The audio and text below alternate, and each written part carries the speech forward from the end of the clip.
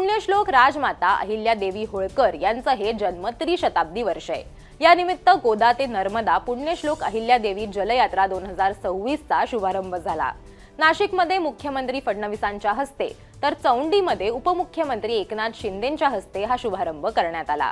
नदी जोड प्रकल्पाच्या माध्यमातून महाराष्ट्र दुष्काळ मुक्त करण्याचा आमचा संकल्प आहे असं मुख्यमंत्र्यांनी म्हटलंय।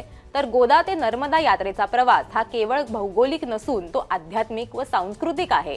ही यात्रा राज्यातच नव्हे तर देशभर जलसंवर्धनाचा नवा संदेश देईल असा विश्वास उपमुख्यमंत्री एकनाथ शिंदेंनी व्यक्त केलाय। यावेळी विधान परिषदेचे सभापती राम शिंदेंसह लोकप्रतिनिधी आणि अधिकारी उपस्थित होते। ही यात्रा जनतेमध्ये जलसंवर्धनाबाबत जागरूकता निर्माण करण्यासाठी आयोजित करण्यात आली आहे।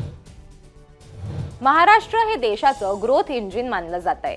याच कारणांमुळे परदेशी गुंतवणूकदारांसाठी सर्वाधिक पसंतीचं राज्य आहे।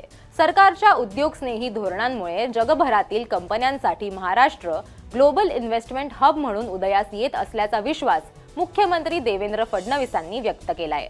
भारतातील डेन्मार्कचे राजदूत रासमुस ॲबेलगार्ड क्रिस्टेन्सेन यांनी मुख्यमंत्री देवेंद्र फडणवीस यांची नुकतीच भेट घेतली।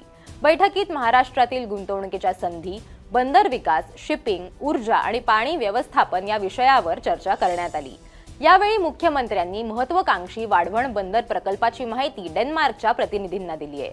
या होत्या या आठवड्यातल्या काही महत्त्वाच्या बातम्या।